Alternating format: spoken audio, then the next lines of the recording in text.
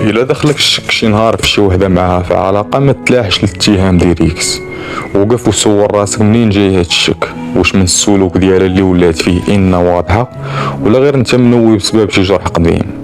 ولحظه مهمه هذه اللي كتفراني فيها وتسول راسك باش ما تكونش من داك النوع الهمجي اللي كينفجر وكيتسرع باش يبان واعر، ولكن واحد كيعرف يواجه الشعور قبل ما يولي ليه صداع الكرب، حيتاش كيحترم راسو. ملي كتكون انت ما فاهمش كتبدا تخترع في سيناريوهات وهميه وما كتبقاش حر في دماغك وما كتبقاش واضح حتى في ذاتك، وهنا كتولي اكبر مشكل. لهذا من الاحسن واجه ماشي تحسس، وهضر ماشي تجسس. الشك في الاصل راه ماشي خصم، ولكن الا خويتي ليه الساحه كيولي باغي يستعمرك.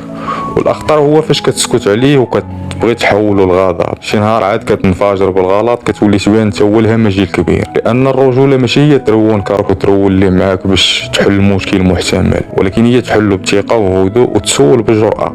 اللي معاك بصح غتشرح لك وتطمئنك، واللي كتلعب بك راه غير السؤال ديالك غيبرز الطاق. خصك تكون حال عينك. في هاد اللعبه ياما رجال ولاو صغار، حيتاش ما عرفوش يفرقوا بين الحدس النقي والغيره الملوثه بالماضي. ملي غتحلل مع راسك بسيط غيبان لك واش هاد الشك فيه شي ذره ديال المعنى، ولا غير شي صدمه قديمه باقا كدير لك بغطاط في نص الليل. الا ما كانش الجواب بيدك عندك الحق تسول بالرجوله، بلا دراما بلا تلميحات سامه. هضر ماشي تحاول تحقق، وسمع مزيان ماشي تفتش. لان فاش الشك كيتناقش كيموت، وفاش كيتخزن كيتحول لواحد الوحش كبير بيناتكم، وكيبدا ياكل من الثقه ومن الحب ومنك انت براسك. اللي بغيتك تفهم من هادشي هو ماشي اي شك خاصو رد فعل، ولكن اي شك خاصو وعي وتامل عادي يبان لك ما دير. وهنا فين كيبان النضج ديالك، وكتقلب من واحد مشكاك الراجل على بالو عارف راسو، ماشي لعبه في يد الهواجيس.